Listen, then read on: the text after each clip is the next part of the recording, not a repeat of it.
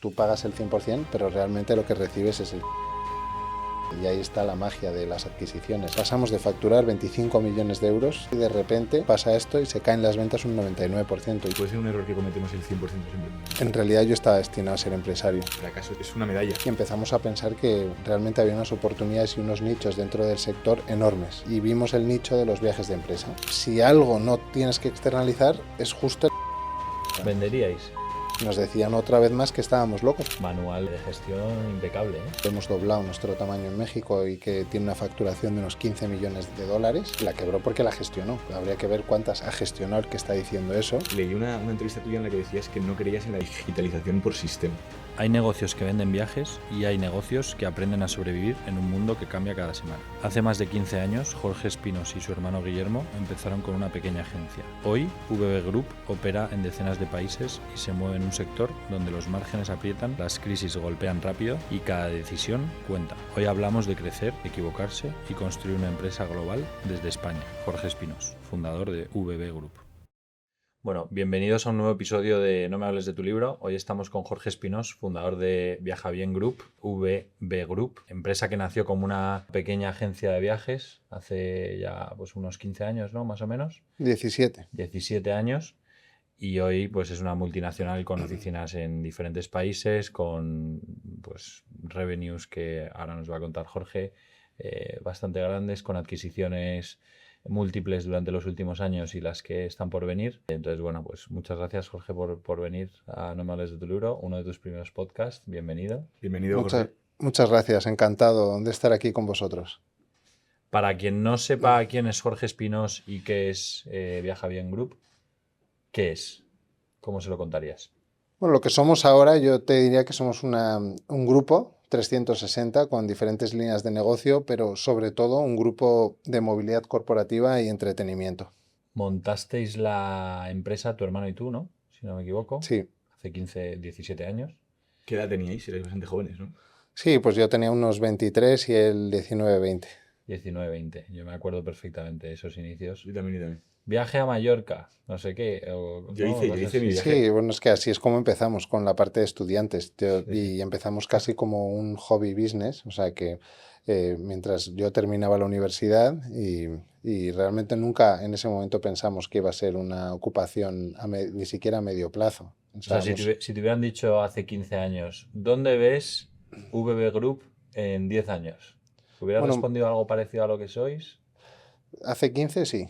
Sí. Hace 17 muy al principio no, porque no pensábamos en ello. Yo de hecho incluso al principio del todo pensaba en opositar. Yo quería ser diplomático, o sea que no nada que ver con el mundo de los negocios, pero sí que es verdad que muy rápido sí que te habría respondido lo que hoy somos. Y... Al final tampoco es tan distinto, ¿no? Lo de ser diplomático y tener que ir a hacer B2B a distintos países.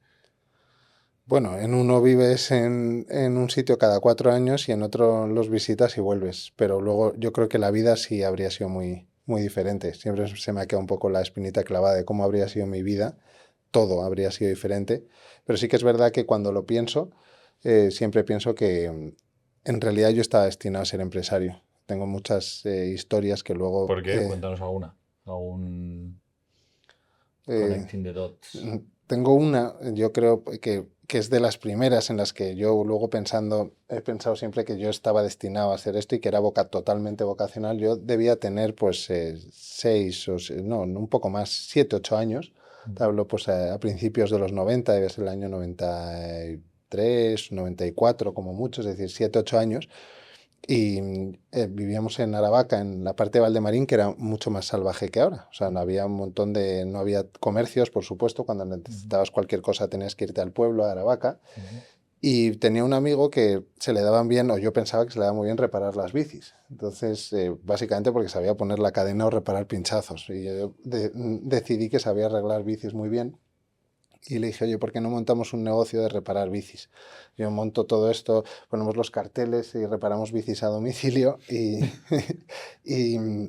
nos vamos a forrar porque, claro, tú las reparas muy bien y no sé cuántos y, todos tal. Nuestros amigos tienen que arreglarse la Pero, bici. no, tus amigos y toda la gente que vive ahí que no tienen un taller cerca, que tienen que ir lejísimos y que todo el mundo está con el mismo problema. Entonces, bueno, pues se nos ocurre, vamos a casa de un vecino que tenía ordenador e impresora, que no era tan evidente entonces. Y entonces le dijimos, oye, pon aquí. De estas enormes que sonaban Sí. ahí. Sí, con los típicos papeles además de color ocre y tal, que debían costar un dineral, la tinta, el papel, todo, pero bueno, fuimos y le dijimos, oye, mira, me tienes que imprimir esto, tal, y me imprimes 80 o 100 hojas. Que bueno, se reparan bicis a domicilio, tal, no sé cuántos, y pusimos nuestros teléfonos, los teléfonos fijos, claro, de nuestra casa, y lo pusimos por todo Valdemarín, lo pegamos por todos lados. Una tarde fuimos este amigo y yo, lo pegamos por todos lados y al día siguiente pues tranquilamente nos fuimos al colegio y cuando vuelvo del colegio había montada una en casa. Tenéis un call center de... Sí, bueno, me quedé castigado, me montó un pollo mi madre y digo, ¿pero qué pasa que he hecho? Y dice, ¿cómo que has hecho? ¿Cómo que reparas bicis? Tú sabes la de gente que ha llamado hoy para que les reparéis la bici y tal, pero qué barbaridad, si no tenéis ni idea vais a montar un destrozo, no tenéis ni idea de claro, con 8 años. Y había funcionado el negocio, había llamado muchísima gente, yo estaba castigado pero feliz con mi primer negocio que no llegó a funcionar y que lo quebró mi madre a los 30 segundos de empezar, pero había funcionado realmente. Sí. Luego no sé cómo habría sido las reparaciones, pero bueno. ¿Se quedó en esas 24 horas o luego seguisteis? No, ahí se quedó, Se ya quedó no se ahí, me ¿no? ocurrió... No, es que Ya. parece una chiquillada, pero al final viste un problema, intentaste resolverlo y lo hicisteis y con 7 años, que es que se dice pronto. Sí. Y se montó una muy gorda, pero Ya hasta realmente hoy. luego... Y ya ahora hasta 400 empleados o... Sí, luego ves que, pues eso, desde pequeño, o sea, ya mucho después, porque ahí se me quitó el espíritu emprendedor por un tiempo, pero pues leía cosas de empresas, revistas, libros, ya con 14, 15 años del mundo de la empresa, siempre me gustaba leer el periódico, la parte de economía, o sea que siempre luego he visto que es algo que me ha gustado mucho. Y tenía como esa inquietud de ser diplomático, pero realmente mi gran vocación, a pesar de no tener ningún antecedente familiar ni empresas en la familia, pues era ser empresario claramente. Y o sea, entiendo que cuando montasteis Viaja Bien, aplicaste un poco la misma lógica cuando tenías 7 años, de repente, y quisiste arreglar bicis, ¿no? Sí, era detectar una necesidad, dar un servicio, resolverlo y ganar dinero con ello. Y empezasteis con viajes de ocio, ¿no? Entiendo. Bueno, viajes sí, de estudiantes sobre todo. Era viajes de fin de curso, como el que habéis dicho. Es con lo que empezamos principalmente. Yo lo hice con vosotros. A Mallorca. Sí, a Mallorca. Qué bueno. Sí, pues llegó un momento además que llegamos a llevar a 1.500, los primeros años, hasta 1.500 personas al año a Mallorca. Y ahí es cuando, bueno, empezamos a facturar bien ya y vimos que había un potencial enorme dentro del mundo de los viajes. Decidimos ya dedicarnos a largo plazo y es cuando ya te habría respondido que sí seríamos lo que somos hoy, porque ya empezamos a pensar en grande y empezamos a pensar que realmente había unas oportunidades y unos nichos dentro del sector enormes. Y vimos el nicho de los viajes de empresa. Y cuando pensamos con todo el esfuerzo que a lo mejor conllevaba pues, llevar 1.000 estudiantes a Mallorca, con todo el esfuerzo de comercialización, de gestión, de problemas, de cambios, de cancelaciones, de incidencias en destino, pues que a lo mejor con 1.000 estudiantes en aquellos tiempos, pues que te costaba 180 euros o lo que fuera, pues dices, bueno, pues he facturado 180, 200.000 euros, pero veíamos que había empresas que de una tacada y en una única negociación ibas a una travel manager, una recepcionista, un office manager o quien decidía los viajes en esas empresas, que no era un director de compras y sigue siendo igual, y que de una tacada pues tenías 100, 200, 300.000 euros, que era lo mismo que el esfuerzo que te llevaba pues llevar todos esos estudiantes, dices, bueno, pues aquí creemos que hay unas oportunidades enormes. Claro, es que, o sea, volviendo un poco a los inicios, o sea, yo creo que a nuestros oyentes les interesa mucho, o sea, cómo se crea ese empresario, ¿no? ¿en qué momento decidís, oye, esto no es un hobby, esto ya no, o sea, ya no tiene o sea, ya no es una cosa que me hace gracia hacerlo y gano un poco de dinero, sino que de repente decís, oye, vamos a montar una oficina, vamos a contratar a gente, porque entiendo que es muy intensivo en personal, sobre todo al principio. Sí, al principio empezamos con una única persona. De hecho, lo que hicimos fue comprar una pequeña franquicia que se vendía, que la compramos por 26.000 euros y pusimos, bueno, tenemos con otro socio que teníamos pues 13.000 cada uno, pusimos 26.000 euros en total y con eso compramos una franquicia que tenía una persona y una carterita muy pequeña. Estaba perdiendo dinero, pero eso ya nos dio la estructura para empezar. Es decir, nos quitamos de un plumazo pues toda la parte de arrancar con la estructura, los sistemas, las herramientas. ¿Cómo se llamaba? Bueno, era una franquicia de Zafiro Tours, que era Vale. es Sí, una lo sé. franquicia que a día de hoy sigue por ahí, pues tenía un montón de franquicias entonces en España, Ujú. creo que sigue teniendo bastantes. Nosotros duramos ahí seis, ¿Y siete continuasteis meses. con la marca o cambiasteis la Bueno, marca a la golpe? cambiamos rápidamente a Viaja Bien. En cuanto vimos precisamente, pues respondiendo a la pregunta, que tenía futuro. Dijimos, oye, pues si vamos a apostar por el negocio, vamos a ponerle nuestra propia marca.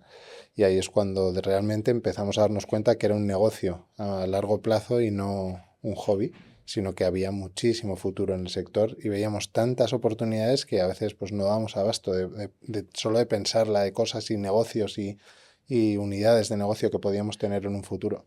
Y porque en ese momento empezasteis desde ese momento tu hermano y tú también. Sí, Tu hermano era más pequeño, ¿no? sí, Él estaba en la universidad, estaría. sí. Él estaba, yo terminando y él empezando. Vale. Y entonces empezáis cada uno y nada, os ponéis a comercializar. ¿Y cómo es un poco ese proceso de crecimiento los primeros O años? sea, seguís todavía con viajes de ocio y luego ya, o sea, y luego ya pivotáis a empresa o... No, pivotamos muy rápido a empresa. O sea, Ujú. los primeros años empezamos pues muy poco a poco, pero ya teniendo un foco importante en empresa. Al principio era 100% ocio, cero empresa, pero yo creo que al año y medio ya estábamos desbalanceados más hacia empresa que ocio. El ocio se Ujú. queda un poco estancado durante además años en un entorno de 300, 400 mil euros Ujú. y al poco tiempo yo creo que en 2010, 2011 ya era mucho más potente el área de empresas que la de B2C, o sea, todo lo que eran particulares. Es intensivo en personal, sobre todo al principio, porque además no tienes herramientas, no solo por la época que era, que al final pues en 17 años ha cambiado mucho la forma de trabajar, pero también porque en nuestro tamaño teníamos mucho menos acceso a herramientas, los procesos eran mucho más manuales de lo que podrían haber sido si tuviéramos ciertas herramientas y por tanto pues era mucho más intensivo, claro. O ¿Y sea, cuándo empezáis con el crecimiento? Bueno, es que en realidad iba a decir inorgánico, empecéis comprando una franquicia, que eso ya es. Pero ¿cuándo empieza realmente el grupo a hacer adquisiciones así gordas? ¿A los cuántos años? Bueno, gordas, gordas no hemos hecho ninguna. Hemos hecho 5 o 6 a lo largo de estos años, pero Ujú. pues te diría que quizás las más grandes han sido últimamente. Ujú. Hemos comprado 2 empresas, una en México que hemos integrado, que se dedica solo a eventos corporativos, con la cual hemos doblado nuestro tamaño en México y que tiene una facturación de unos 15 millones de dólares. Ujú. Y luego otra en España que son unos 11 12 millones de euros. Previamente eso habíamos hecho otra en España de unos 12 13 millones de euros en Barcelona. Y previo a eso habíamos comprado muy poquitas cosas y muy de nicho, muy pequeñas, casi eran fondos de comercio, oportunidades que habíamos visto pues Ujú. de 400, 500 mil euros de facturación, o sea, cosas muy pequeñas. O sea que realmente hemos incorporado cerca de algo menos de 50 millones de euros de facturación a lo largo de estos 17 años, pero sobre todo en los últimos 2 o 3.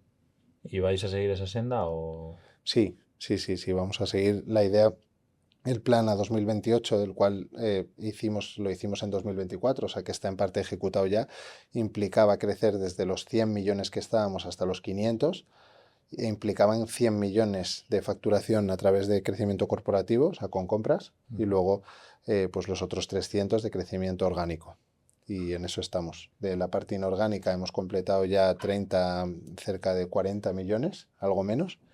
Nos quedarían 50-60 millones en la parte inorgánica y con los 250 millones que haremos este año, pues nos quedarían luego otros 200 de la parte orgánica.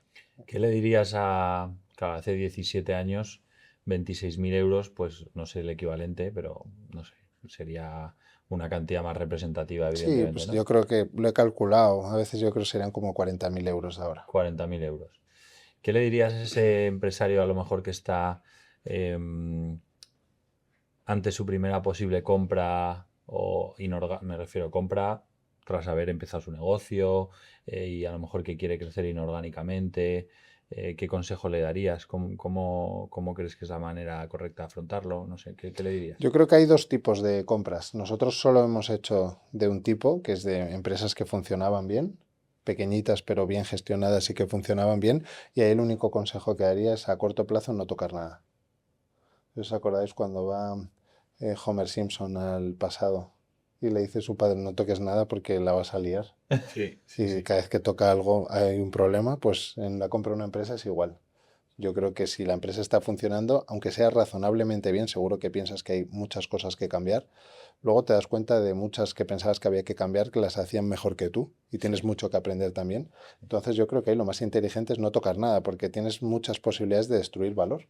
Y el problema de comprar una empresa y destruir valor es que tú pagas por el 100% de la empresa, pero si destruyes valor, lo que obtienes es menos del 100%. Claro. Y en cambio, si no tocas nada, aprendes y comprendes muy bien cómo hacer sinergia con lo que has comprado para ser mucho más grande y en vez de destruir valor, crear valor, pues tú pagas el 100%, pero realmente lo que recibes es el 120 o el 130. Y ahí está la magia de las adquisiciones, en recibir más de lo que pagas. Sí, o sea, como que yo creo que además ocurre mucho que la gente compra, o sea, que la gente que compra piensa que sabe más que la persona a que está siendo comprada, ¿no? Sí, Entonces solo, siempre, solo porque están comprando. claro, o sea, como aquí el que al final gana soy yo, porque te estoy comprando a ti, yo sé muy bien lo que hago, por lo tanto voy a cambiar tu negocio, que al final es un poco el error que comete muchísima gente, ¿no? Lo cual es un error, porque el que te vende no te vende porque le va mal, te vende por diferentes Sí, circunstancias, te Sí, vende porque se pues quiere porque, jubilar o lo que sí, sea. porque no tiene sucesión, porque se quiere jubilar, porque quiere cambiar de sector, porque decide dar el paso, porque prefiere integrarse en una estructura más grande y quedarse trabajando, porque decide que ya no es el momento de asumir ciertos riesgos por tantas circunstancias que no tienen que ver con ganar o perder, que entiendo que es muy fácil confundirte porque eres el que estás comprando, pero por eso digo que hay que tener mucho cuidado. Claro. O sea, sobre todo, y además entiendo que ahora mismo, con todo, o sea, ahora que se acerca el momento en el que se van a retirar todos los boomers, o sea, habrá una oferta muchísimo mayor en vuestro sector de compra de lo que solía haber normalmente, ¿no? Sí, ese es uno de los motivos y otro es sobre todo también pues que en la época del COVID que nuestro sector fue arrasado y evidentemente todo el que pudo no vender no vendió porque hubiera vendido a derribo, con lo cual hubo 3 años, que es lo que duró la crisis en nuestro sector, 20, 21 y 22, y casi te diría luego que viene una recuperación vertiginosa 23 y 24, y por tanto tampoco vendes porque no sabes dónde está tu techo de recuperación y cuando te planteas vender ya estás en el 25, con lo cual todas las operaciones de 3 años de crisis más 2 de recuperación que se han hecho muy poquitas se acumulan y ahora necesitan dar salida a un montón de operaciones que no se han hecho en 5 años. Entonces hay muchísimo y eso se junta con toda esa generación que se está jubilando y que no tiene sucesión. Y no tiene sucesión porque fue ya una generación que empezó a tener muchos hijos a los 40 años. ¿Qué quiere decir? Que cuando llegas a los 60, tus hijos tienen 20. Y con 20 no saben ni lo que quieren hacer, y menos ahora, que realmente pues, los jóvenes pues, son bastante menos adultos que antes a los 20 años. Entonces a los 20 pues la gente no sabe ni si quieren ocuparse de la empresa familiar, ni si pueden, ni si saben, ni si están preparados. Pero es que además no saben lo que quieren, con lo cual te plantas a los 60, 60 y pocos años, porque esto no lo puedes hacer de un día para otro y te planteas que a lo mejor tu única salida es venderla para capitalizar todo lo que has creado durante años. Claro. Claro. ¿Cómo te imaginas tú? Han pasado 17 años. ¿Dónde ves tú el grupo en 17 años?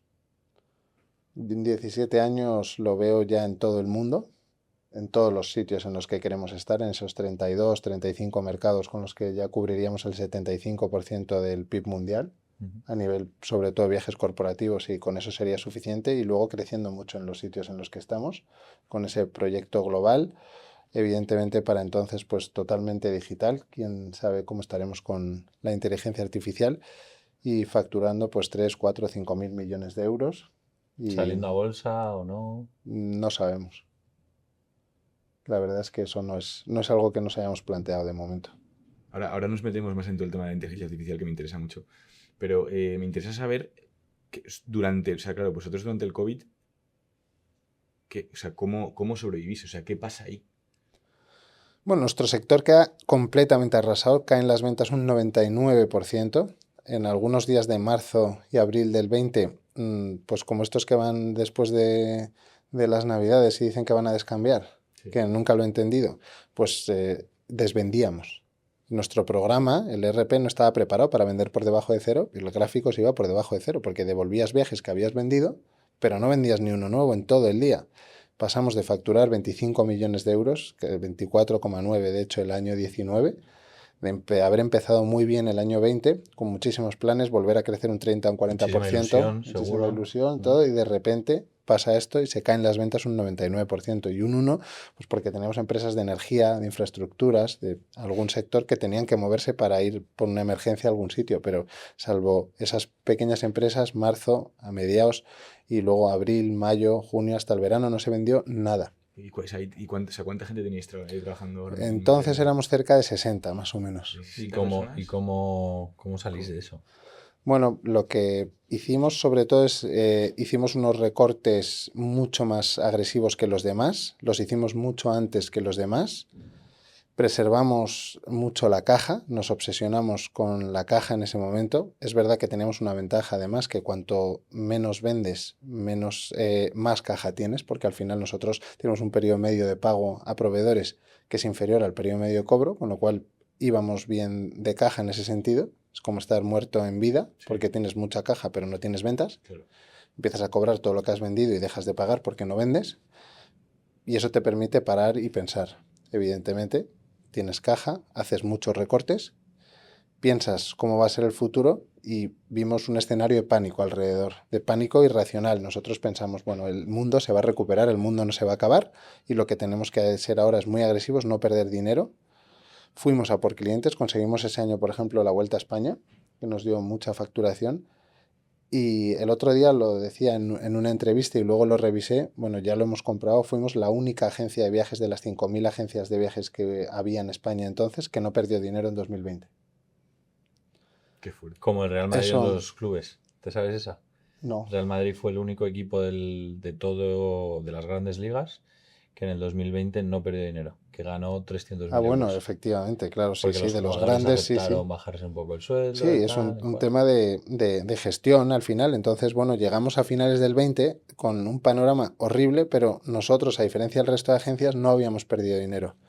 El resto de agencias complementaron, en algunos casos hicieron ERTES muy tardíos y los complementaron. Nosotros los hicimos mucho más tempranos y nunca los complementamos. Lo que sí ofrecimos a nuestra plantilla es que si seguían con nosotros 2 años después y se recuperaba la facturación, habría un bonus COVID, que implicaba pues recuperar una parte a través de un bonus de todo lo que se había perdido de poder adquisitivo. En un porcentaje muy alto se recuperó, pero 2 años después, cuando ya nos lo podíamos permitir.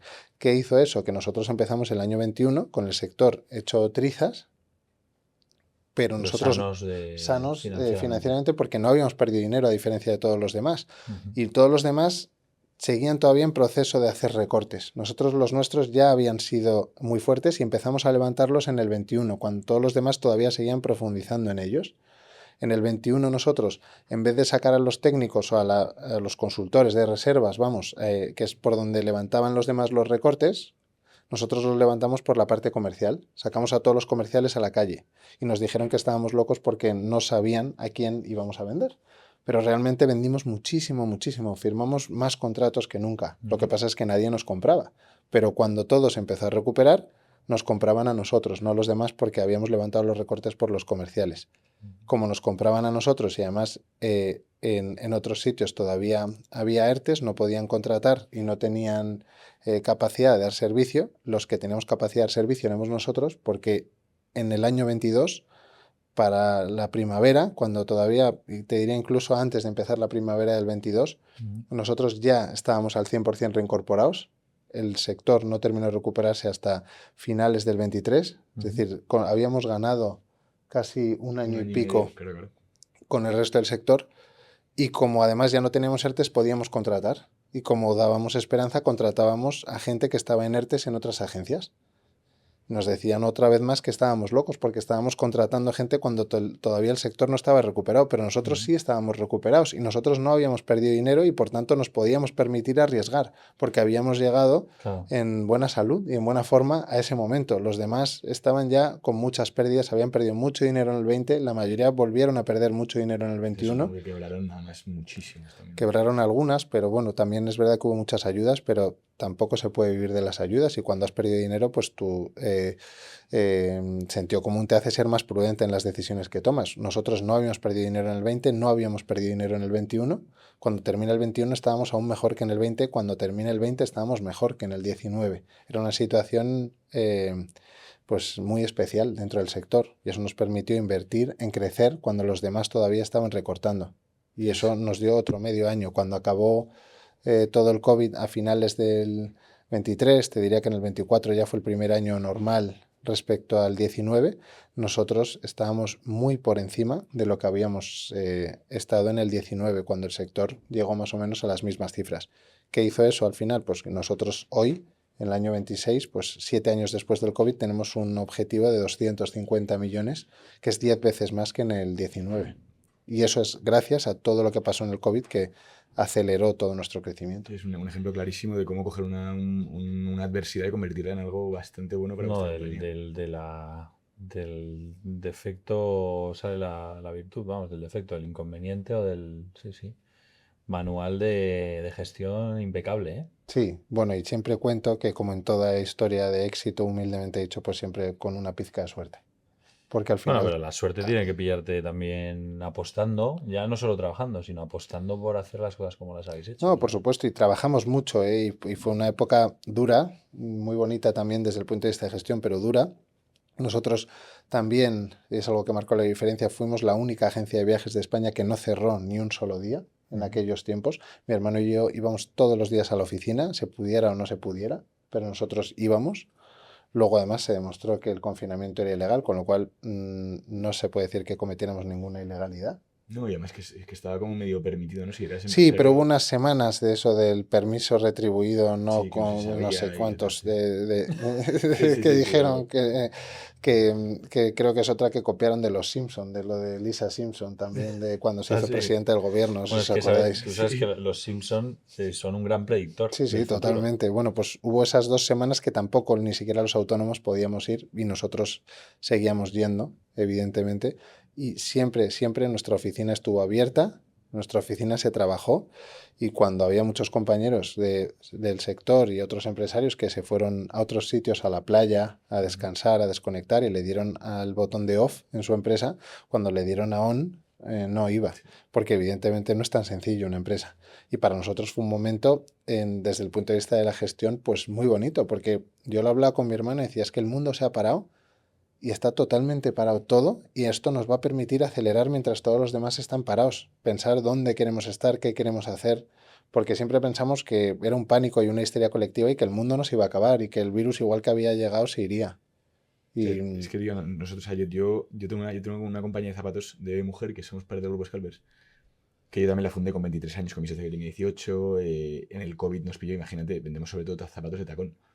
Entonces, imagínate, el COVID a nosotros nos pilla de repente bueno, claro, yo tengo que sacar un comunicado oficial diciendo que a lo mejor nos vamos a la mierda pasado mañana. Y a partir de ese momento decidimos, o sea, todo el mundo paró toda la inversión en marketing digital, paró absolutamente toda la inversión para un poco mantener todo.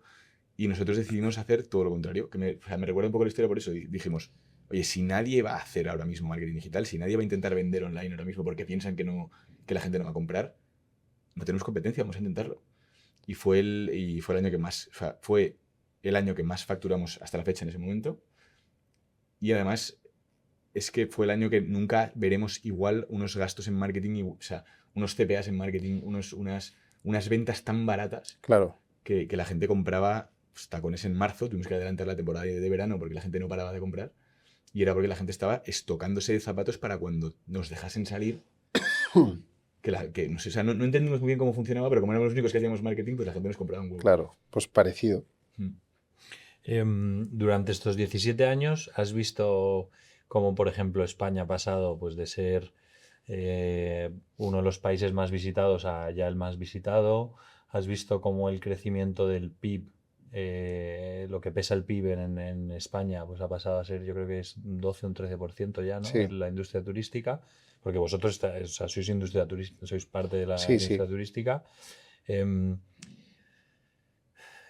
¿Qué gestiones has visto durante políticamente hablando, durante estos 17 años, más acertadas, menos acertadas? ¿Cómo ves la comparativa de cómo se gestiona en España, por ejemplo, en la época del COVID versus en otros países, que ya estabais en otros mercados? ¿Qué análisis haces por ahí?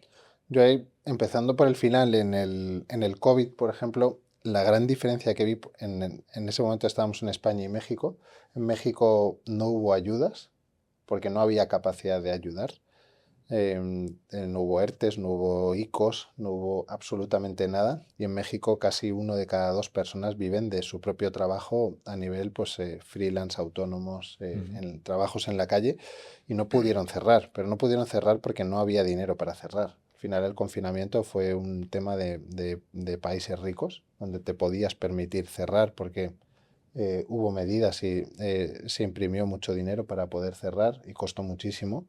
Creo que claramente fue un error y se ha visto con el tiempo que no se acabó con el virus. Los confinamientos fueron totalmente abusivos y que al final pues tampoco desde el punto de vista sanitario arreglaron el problema. Y eso a nivel gestión, pero volviendo y fue la gran diferencia en España y México, en cómo ahí aquí hubo una capa de ayuda que allí no hubo y hubo que buscarse las castañas. Pero fíjate que nosotros en México éramos muy pequeñitos y conseguimos vender más que el año anterior. En 2020, cuando en España nos cayeron las ventas un 70 o un 80 en el total del año, incluyendo la Vuelta a España, que fueron 3 millones, o sea que nos salvaron bastante el año. En México vendimos más, éramos pequeños, pero vender más en España, ni aunque hubiéramos sido igual de pequeños, habríamos podido vender más. Pero es que allí la gente se siguió moviendo, con ciertas limitaciones, pero se siguió moviendo y aquí el parón fue salvaje. Si dijeras, España es un país bueno para, pero malo para, ¿qué dirías? España es un país, yo te diría, bueno para empezar y malo para fracasar. Yo creo que aquí está muy estigmatizado el fracaso. ¿Todavía, crees? Sí, Claro que lo está. sí. Menos que antes, menos que cuando empezamos, pero sí que lo está. Y de hecho escuchas a gente hablando, decir, no, es que ese tío quebró una empresa y no sé cuántos y tal. Sí, parece como un tonto lava porque quebró una Claro, empresa. yo sí, la quebró porque la gestionó, claro. Habría que ver cuántas ha gestionado el que está diciendo eso y por tanto probablemente como no ha gestionado ninguna no las ha podido quebrar. Sí, lo que nos falta es esa Pero mentalidad de saber que el fracaso es una medalla, ¿no? O sea, sí, que al final... pero sí, volviendo, y luego en la parte turística, pues ves obras que fueron consideradas faraónicas, que se hicieron un poco antes de que nosotros empezáramos, como la T4, por ejemplo, que se hizo 3 o 4 años antes de que empezáramos, cumple ahora más o menos 20 años. Sí, y ya está llena, y fue considerado faraónica. Es decir, que lo que hubo es mucha visión de dónde queríamos estar en 20 años, cosa que suele faltar en la política porque se hacen cosas a 4 A años. 4 años. ¿Qué falta ahora? Pues mantenimiento de las infraestructuras. Yo creo que nos estamos dando cuenta que tenemos muy buenas infraestructuras, pero o las mantenemos bien o vamos a tener un problema. No, Lo sobre hemos todo visto que, claro, con... si tienes, si creces cada año, no sé, un 10% en viajeros o lo que crezcamos y la infraestructura sigue siendo igual, al final se... Claro, este año vamos a estar ya en 100 millones de visitantes. Este 100 año millones. 26, entonces, claro, es casi el doble que cuando Esos se 100 hizo millones la... entran visitantes turísticos particulares y entran también viajes de empresa, o sea, entra todo, ¿no? Entra todo ahí. Todo el que sea extranjero y que venga a España. Y Jorge, tú, ¿cuál dirías que ha sido empresarialmente tu mayor fracaso?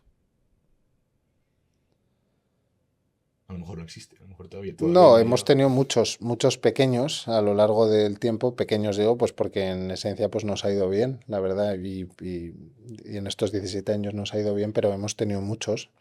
Al final, como todo en la vida, cualquier cosa que te sale bien, pues en una relación personal, profesional, de lo que sea, está lleno de cosas buenas y cosas malas. Lo que pasa es que cuando te va bien es porque las buenas superan a las malas y fracasos pues muchísimos, desde despidos, problemas de todo tipo, pues, os podéis imaginar que ha habido muchísimos en estos 17 años. Y si dirías uno que especialmente te marcó, o sea, uno que tuvieses que cambiarías ahora mismo, o Bueno, a lo mejor dirías lo mismo que Homer y dirías no toques nada, que todo salió bien.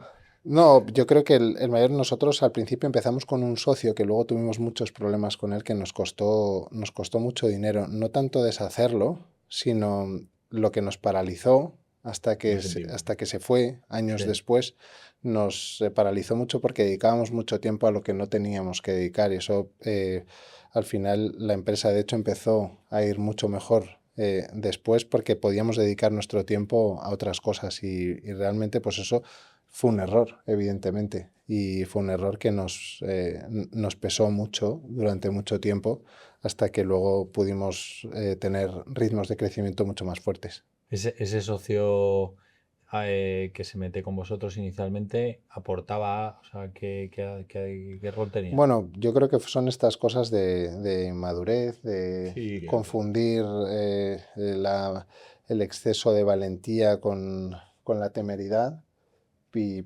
al final pues con 20 y pocos años pues lo confundes y encuentras a alguien que quiere meterse pero que no es tu socio adecuado. Ujú. En ese momento muy poca gente quiere lanzarse a la piscina a un proyecto así y al final eso te acaba penalizando a medio plazo. Pero era, o sea, ¿era un socio tipo capitalista o No, era no, operativo era también? operativo también. Vale. Luego tuvimos unos socios minoritarios que Ujú. entraron y que a día de hoy nos acompañan y con los que ha ido todo fenomenal y sigue yendo fenomenal y nos han aportado mucho y que confiaron en nosotros prácticamente desde el principio y esos sí eran capitalistas, pero en este otro caso Era operativo y tal. sí, sí, estaba en el día a día. Em, si tuvieras que darle algún consejo al Jorge y a Guillermo también por extensión de hace 15 años, ¿qué consejo qué consejo le darías? Bueno, le diría que se rodeen de gente buena, entendiendo cuál es la gente buena para cada momento y los perfiles que necesitas en cada momento, porque solos no van a poder.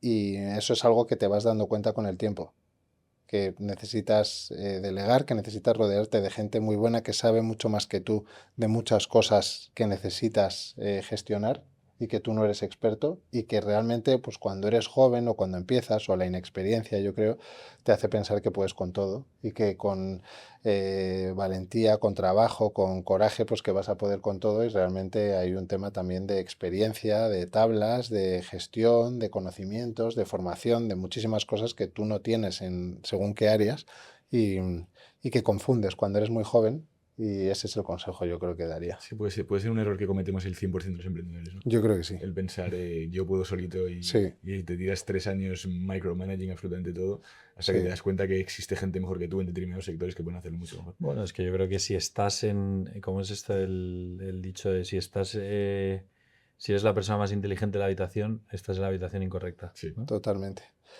Sí, y luego fijarte más en las empresas grandes. Muchas veces desde las pymes o desde los emprendedores se estigmatiza a las empresas grandes.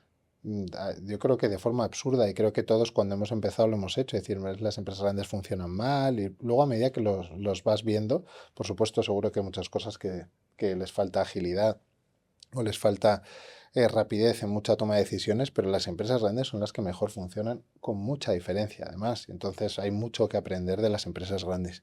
Y al ¿Quién principio sería vuestra referencia en ese sentido? Que puede ser, bueno, puede no ser española, ¿eh? yo creo que hay muchas, por decir empresas españolas, hay muchas referencias, a lo mejor pues desde el punto de vista de la innovación, eh, podría decirte Inditex, Ujú. desde el punto de vista de la gestión en un mercado maduro, de pura gestión, pues te puede decir Mercadona, y desde el punto de vista del crecimiento corporativo, pues ACS, por ejemplo. Y en vuestro sector, En nuestro sector hay muchas empresas que yo creo que son muy admirables, desde empresas pequeñas a medianas con las que compartimos escenario o algunas grandes, y yo creo que muchas nos hemos podido fijar para copiar algunas de las cosas que hacen y también de las cosas que hacen que no querríamos hacer porque vemos que les fallan, pero no te diría ninguna en concreto. Yo me quiero meter ahora un poco en la faena y el tema de la digitalización y la IA, ¿no? Que yo creo que en Mm. vuestro sector, además, en un sector o sea, en una empresa como la vuestra, que es muy intensiva en personal, creo que puede ser todavía más, puede ser un impacto mayor que en una empresa más digital, ¿no? Yo leí una entrevista tuya en la que decías que no creías en la digitalización por sistema. ¿A qué te refieres con eso? Bueno, nosotros cuando vamos a las empresas digitalización por sistema básicamente es coger a una empresa cómo está haciendo sus viajes y digitalizárselos a la fuerza y decir, oye, a partir de ahora tienes una herramienta autorreserva donde todos tus viajeros van a pasar en vez de pedirlo a través de un sistema offline, directamente online. Es decir, eso es digitalizar por sistema, que es pasar el problema de un sitio a otro, sin ni siquiera entender el propósito ni las necesidades del cliente. Entonces lo que decíamos es nosotros, que somos una empresa de servicios con mucha tecnología, pero no nos podemos olvidar que somos una empresa de servicios. Nuestra función es entender cuál es la problemática de esa empresa, qué es lo que necesitan y ofrecerle una solución digital a medida, hasta donde ellos quieran. Porque hay empresas que lo que quieren, y tenemos soluciones como VB All in One, donde tienen un hub, donde tienen absolutamente todas sus políticas de viaje, sus perfiles de los viajeros, sus tarifas negociadas y tienen todo digitalizado, pero a lo mejor no quieren digitalizar la transacción porque prefieren externalizar como su servicio de Travel Manager y poder llamar a un sitio o poder escribirnos un WhatsApp y decirme, oye, quiero un tren para mañana a Barcelona y te mando por WhatsApp a tu wallet directamente pues tu billete de tren, pero no quiero hacérmelo yo, porque no quiero estar mirando los trenes y tú ya sabes cuáles son los trenes que me gustan, sabes que me gusta ir a favor de la marcha, sabes que me gusta ir en tal vagón, en tal asiento y lo tienes en mi perfil, me mandas un WhatsApp y ya está. Y no quiero digitalizar la transacción, quiero que me la hagas tú, pero quiero digitalizar el resto. Y a lo mejor hay gente que sí que quiere digitalizar también la transacción y decir, quiero que todos mis viajeros lo hagan con una herramienta de autorreserva de las 3 o 4 que tenéis. ¿Y cuál me recomiendas? Pues esta o la otra. Yo no te tengo que imponer una. Y al final tengo que entender que soy sector servicios y que tengo que ofrecerte la que más te interese, ponértela y hacer que te funcione bien. Sí, o sea que básicamente en tu sector, bueno, por lo que me has contado y por lo que entiendo yo, sí que va a ser un valor añadido el hecho de no digitalizarse.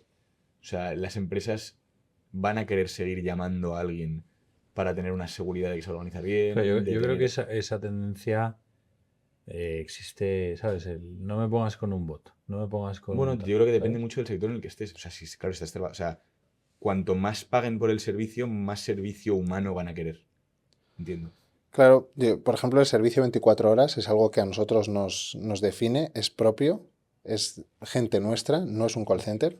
Y eso marca una gran diferencia con todos nuestros competidores que lo suelen tener en call centers en diferentes mercados o países, en diferentes usos horarios, y que cuando se nota que cuando llama un cliente suyo, ellos son el cliente del cliente, no es el propio cliente. En cambio, cuando llamas a nuestro 24 horas es gente nuestra. Y en ese momento sabes que tienes a alguien que sabe quién eres, que tiene acceso a tu perfil y que no te va a dejar tirado hasta que solucione tu problema.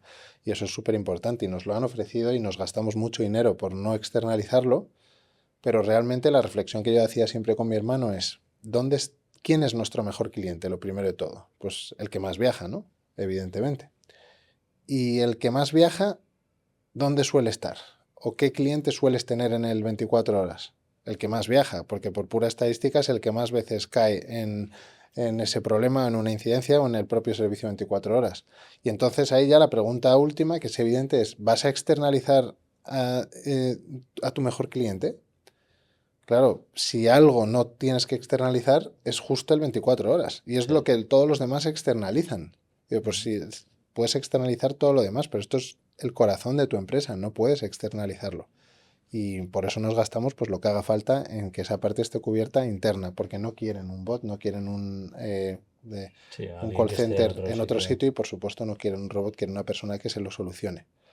Pero habrá empresas que se digitalicen hasta donde quieran. Cuanto más te digitalices, más barata va a ser la transacción y menos servicio personalizado vas a tener. Pero a lo mejor es que para un billete de tren a Barcelona o de avión a no sé dónde, pues no te hace falta que haya nadie detrás.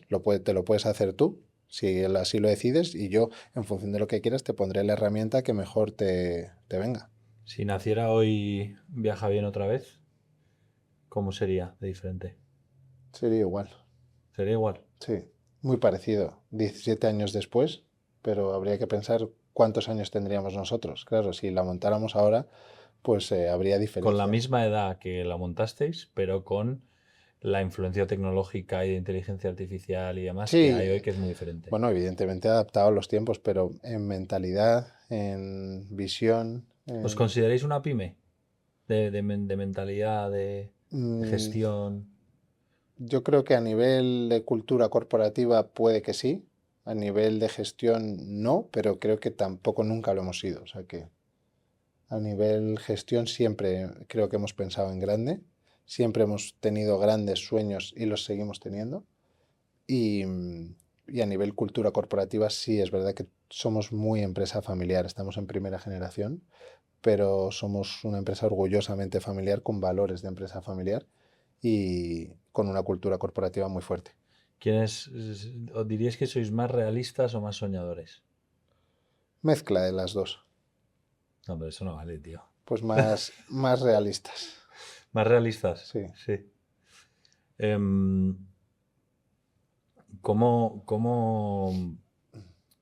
crees que puede, que a lo mejor ya está ocurriendo, pero con ejemplos concretos crees que la IA os puede influir a vosotros en los próximos 3, 4, 5 años? Bueno, yo siempre que hablo con nuestra gente en la empresa, por ejemplo en Business Travel, que es la línea más grande de negocio que tenemos, la que más pesa, tenemos consultores de reservas que en modo offline pueden hacer, o en modo tradicional, por entendernos, pueden hacer pues desde 1.200.000, 1.500.000, el que más suele hacer al año de ventas por persona. Y yo siempre digo que con la automatización de procesos, que en gran parte vendrá influida por la IA, podremos hacer 6, 7 y 8 millones por persona, seguro, porque se van a automatizar un montón de procesos y un montón de acciones que ahora mismo hace la gente y que se podrán hacer virtualmente y automatizadas, desde facturar, cobrar, reservar, muchas cosas, y podremos dedicar a los consultores a hacer esas labores donde aportan más valor añadido. Realmente un consultor de reservas haciendo una factura aporta muy poco valor, sí. o haciéndote un tren a Barcelona que siempre es el mismo, pues te aporta muy poco valor. Mañana viene, no sé, una empresa mucho más grande que vosotros y os ofrecen, pues, no sé, un múltiplo de 10 veces EBITDA, por ejemplo. No sé muy bien cómo es la valoración en vuestro sector, no sé si es por EBITDA, por facturación.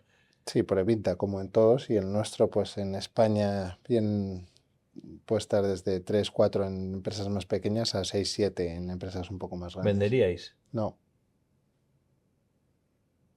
¿Tendréis alguna cifra? no.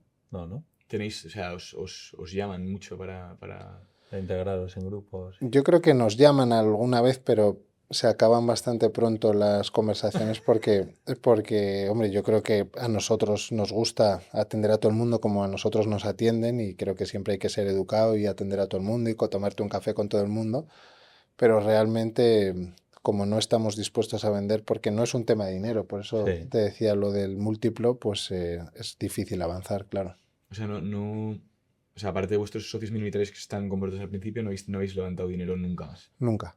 Os habéis ido... Por eso cuando dicen que nuestro sector es poco rentable, yo siempre digo, bueno, depende de cómo lo mires. Respecto a la facturación, sí. Respecto a lo que hemos puesto, pues tenemos un capital social de 100.000 euros, Claro. que es todo lo que hemos puesto En toda vuestra toda la vida. vida. Evidentemente hemos reinvertido todos los beneficios, que Claro. habría que tenerlos en cuenta, todos los fondos propios, pero realmente de dinero, de equity de fuera, pues tenemos 100.000 euros de capital Pero es que, social. claro, yo creo que la sociedad actual vive como en crear un unicornio en 2 meses y hasta luego, ¿no? Entonces necesita levantar 45.000 rondas de inversión y no sé qué, no sé cuántos.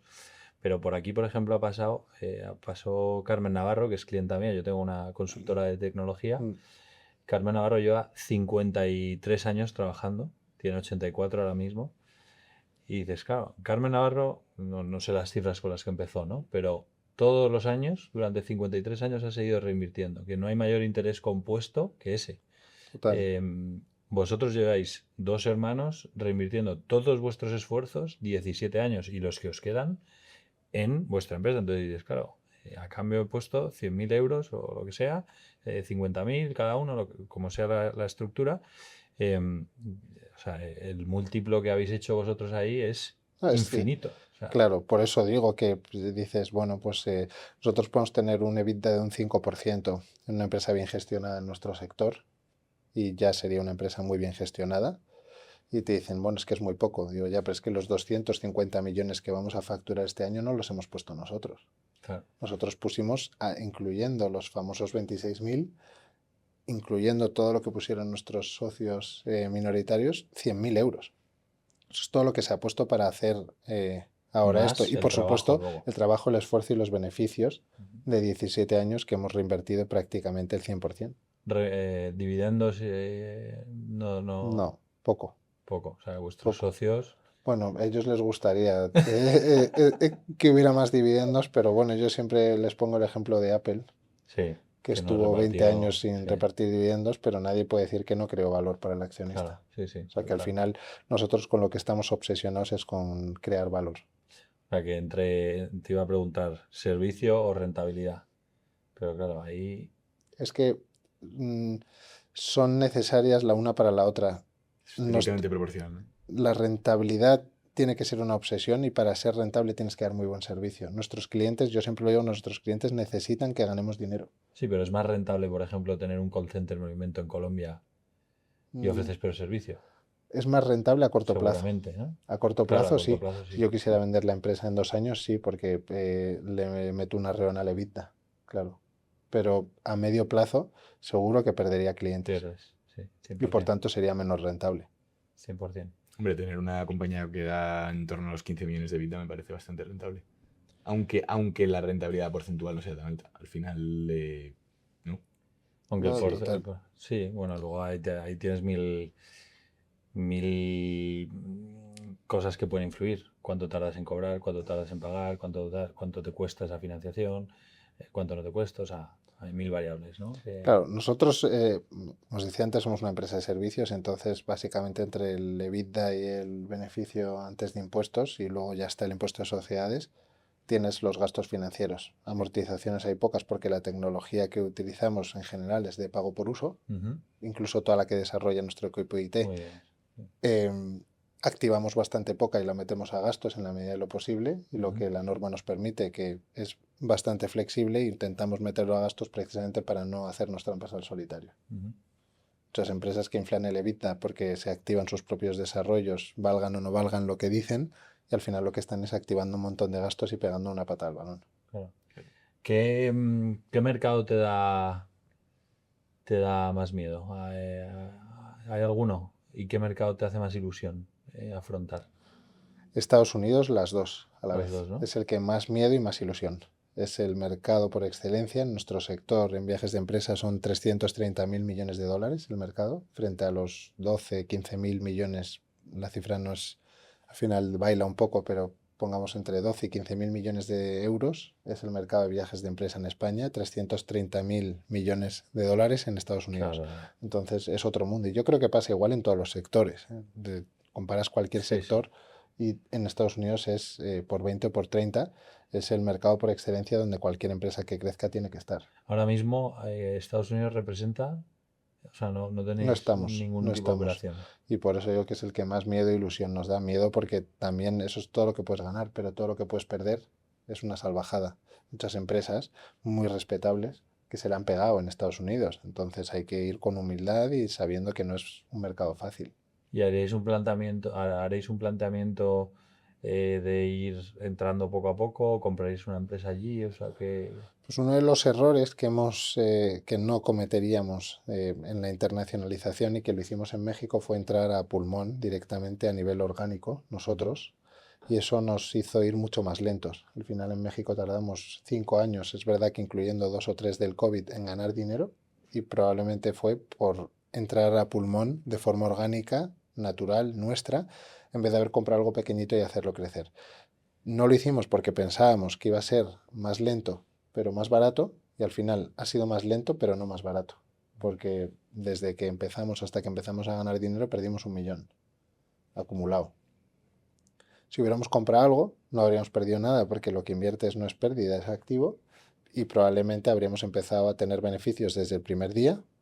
Con 1 millón habríamos comprado seguro cosas bastante decentes, pequeñitas, pero decentes, y habríamos tenido ya la estructura y las herramientas y la base de sí. conocimiento para empezar a crecer, en vez de esos 5 o 6 años de aprendizaje gratuitos que tuvimos. O sea que eso es lo que no volveremos a hacer seguro en los mercados core a los que iremos, compraremos algo siempre. aunque sea pequeño, evidentemente, porque no te puedes permitir estar comprando en cada mercado una empresa enorme, ni tampoco es lo que queremos. Queremos comprar algo pequeño para hacerlo crecer con nuestra cultura corporativa, nuestra filosofía, nuestra forma de trabajar, pero partiendo de una base ya. ¿Y ya estáis activamente buscando compañías en Estados Unidos? No, todavía no. Estamos ahora de momento nuestro foco es México, con la integración que acabamos de hacer y que hay que integrarla. Es una empresa que nos ha hecho doblar nuestro tamaño en México y eso es un reto desde el punto de vista de la 50% gestión. de crecimiento inorgánico, sí. Eso es, allí, pero claro, hay que gestionarlo allí y evidentemente pues eso desde el punto de vista de gestión es un reto y estamos en eso y vendrán otros después. Una vez estabilicemos eso, vendrán otros retos seguro y otros mercados, pero ahora ¿Cómo mismo soléis hacer, o sea, por ejemplo, compráis una empresa en México que la marca en México entiendo que es, sí, es Viaja Bien, ¿no? La sí, marca operativa, VB ¿no? Group, eso es. Compráis otra marca, ¿Mm?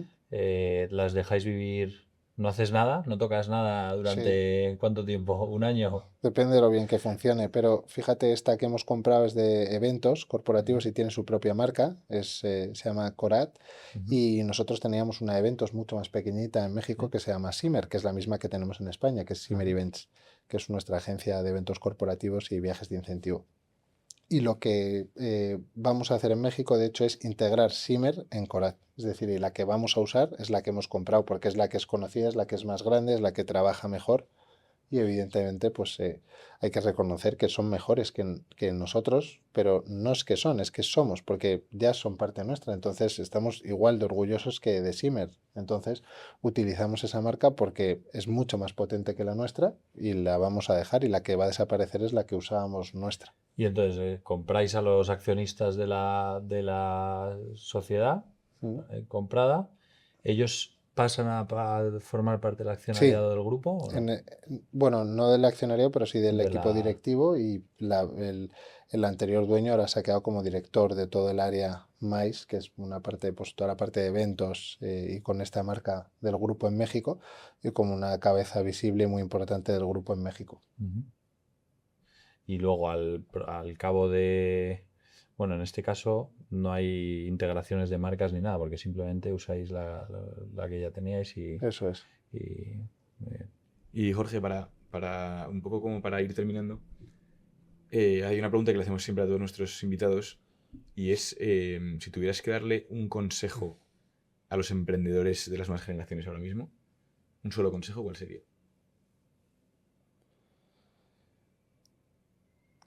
Que se rodeen de gente muy buena y deleguen.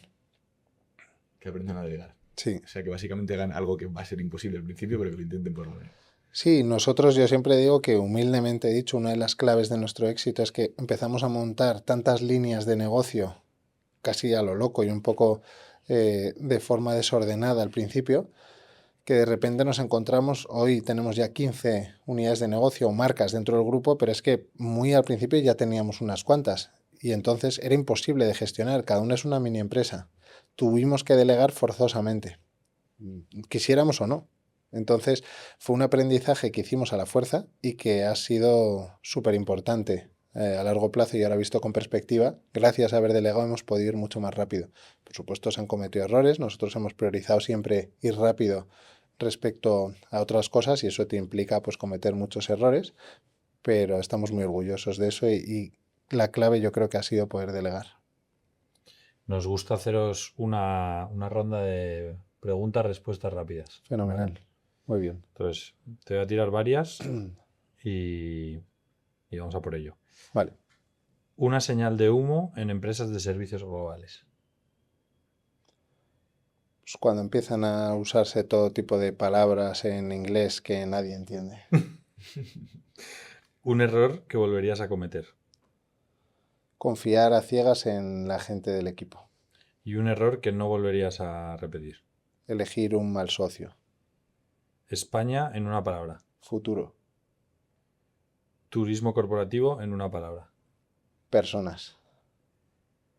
Una decisión que te define. Haber montado esta empresa.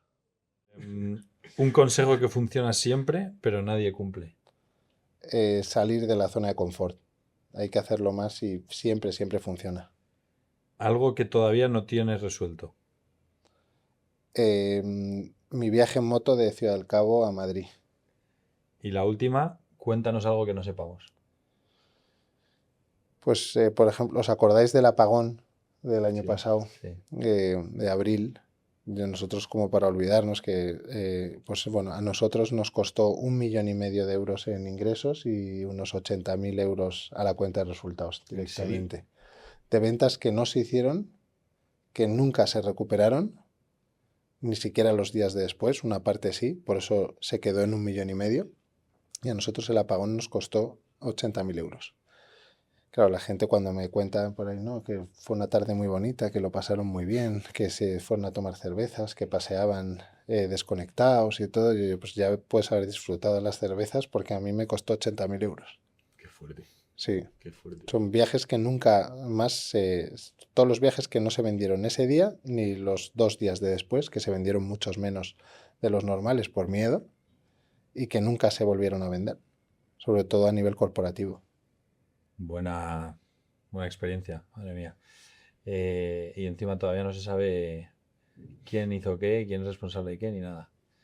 Pues nada, con esto acabamos. Muchas gracias, Jorge, por haber venido a No me hables de tu libro. Sí, la verdad que es súper inspirador, tío. Muy inspirador, súper Muchas interesante. gracias a vosotros. Y vemos, vamos, yo me imagino todo lo que has dicho de aquí a 10, 15 años perfectísimamente. Así que a por ello y enhorabuena. Gracias. Muchas gracias. Muchas gracias.